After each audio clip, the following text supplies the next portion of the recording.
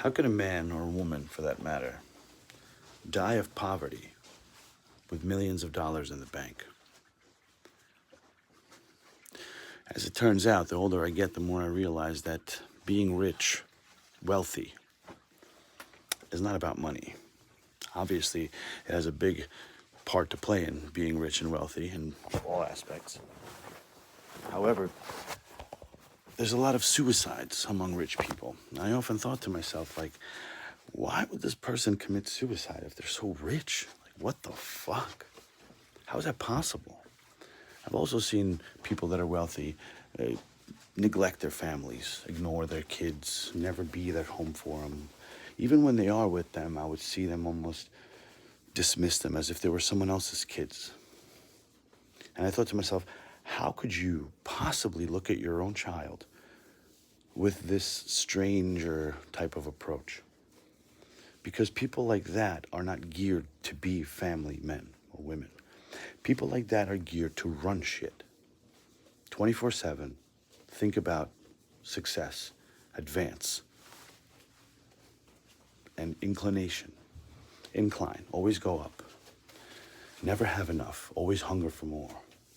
And that right there is why a person with millions of dollars in the bank could die of poverty. It is because true wealth is not accumulated by financial gain. True wealth is accumulated from within, from the absence of desire.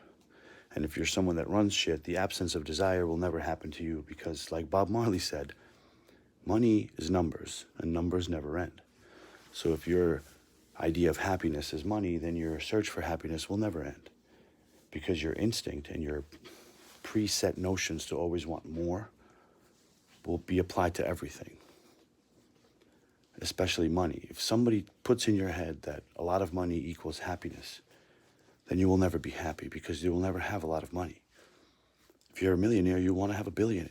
If you're a billionaire, you want a trillion, and so on and so forth. Look at Bill Gates. He's got all the money in the world. Why does he want more? What the fuck? What are you going to do with that much? You can't even spend it. You could buy the world.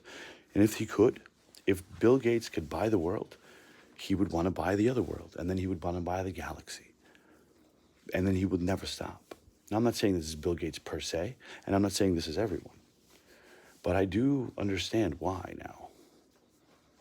Because it's almost impossible to be successful in the financial world and at the same time be a true person or a parent to your kids. Unless, of course, you have everything going for you already and then you decide to have them, in which case you're the exception, and I congratulate you. I look up to you. But everyone else, for the most part, that wants money and has it, that's all they have. And that's why they commit suicide sometimes. Because despite of all the money in the world, they say money can't buy happiness. It could buy happiness, it could, but only temporary. Money can't buy happiness forever. The only way you can set yourself to be happy forever is to have the absence of desire. And the only way that I know to have an absence of desire is to be happy with what you have. Should you not want more? Technically, yes, but everyone does. I want more. I'm perfectly happy in living in the apartment that I'm living now. Would I want my rent to be nothing? Duh. Would I want to have 3 houses? Yeah. Why? Why not? Am I going to be happy if I have it? Yeah. Do you know why? Because I'm perfectly happy now. And if I had less than this, and I have had less than this, much less, I was happy there. And whenever I needed to get done, got done. I have a goal in my mind, one thing at least, for which I drop everything. If I'm on a call and this comes up, I stop the call. If I'm at work and this comes up, I stop working. If I'm sleeping and this comes up, I stop sleeping. I am not 100% 24/7 revolving around this notion. However, if the notion comes up and requires my attention, I drop everything I'm doing and I go and seek out what that notion is demanding. I made that decision for myself as soon as I realized that it was a part of my life.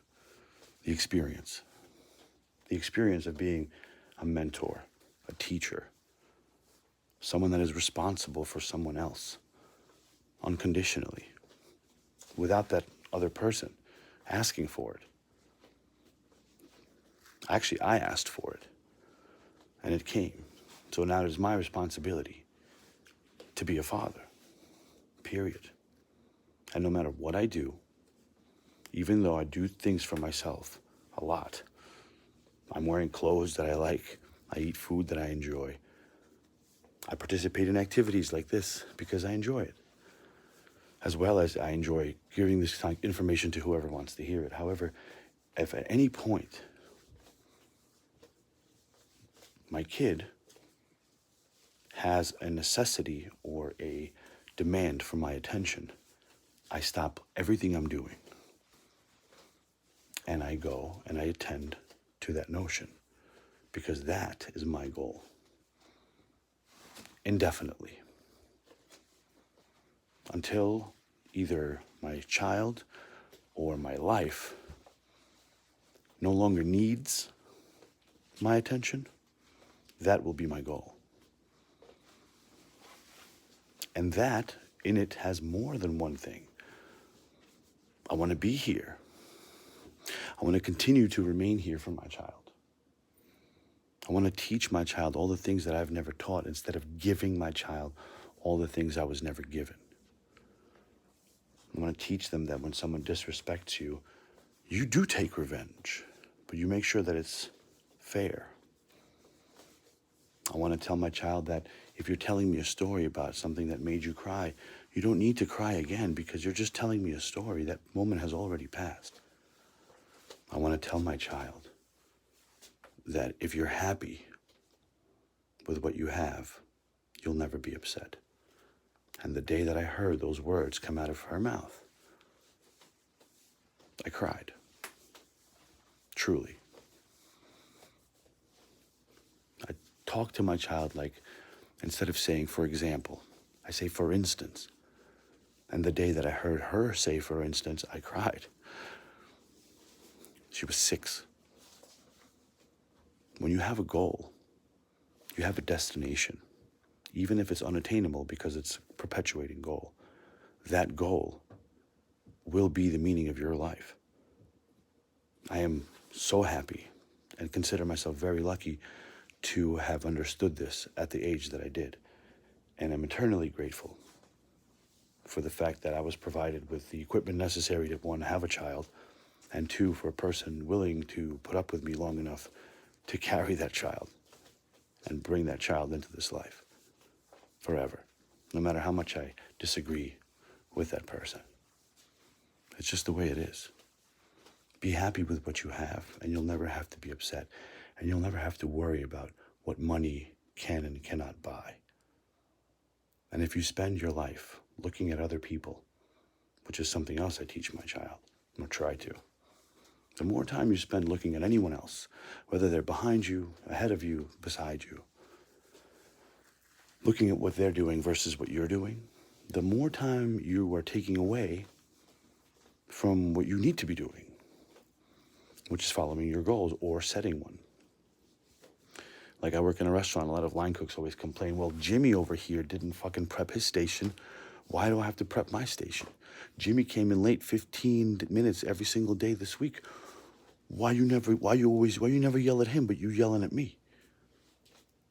I always tell them, listen, the more time you spend on what Jimmy's doing, the less time you spend on what you should be doing. Don't concern yourself with why I do anything. Because little does he know that Jimmy's going to get fired today. That's why I haven't yelled at him in a week, because I don't give a fuck. He's about to go. I was trying to find his replacement. But I was yelling at you because you're the second one. You're next. So hopefully if you shape up, I won't have to fire you. But if you keep looking at what Jimmy's doing, and the next day you see that Jimmy's no longer there, you're going to realize all at once why I wasn't yelling, and then you're going to be like, oh shit. Meanwhile, if you just listened to what I said and worried about what you need to do, it never would have been a problem in the first place. That's a small example of a larger scale problem that people have these days. They're always concerned and always envious. Well, that person has more. Well, they're probably just lucky. They're probably just born that way. It doesn't fucking matter. Who gives a shit? You could approach them and ask them, how did you do this? In an effort to maybe do the same thing. But chances are, if they are like financially successful, they're not going to tell you, because whoever told them usually says the rich people don't get rich and stay rich by giving their money away, which is true. But it has nothing to do with not giving your knowledge away. You're not giving your knowledge away. You still have it. You're just sharing it with other people. So countless people are on the, internet talking about how to do cryptocurrency, how to do this and how to do that. They're just spreading the truth. They don't want to, they're probably helping themselves and having more people buy into whatever they're behind. But at the same time, if you didn't know about it, if they never told you, you would never know. So they're doing you a favor. Look at things like that, and you'll be a happy man or woman, and you will never have to be one of the unfortunate that die of poverty with millions of dollars in the bank.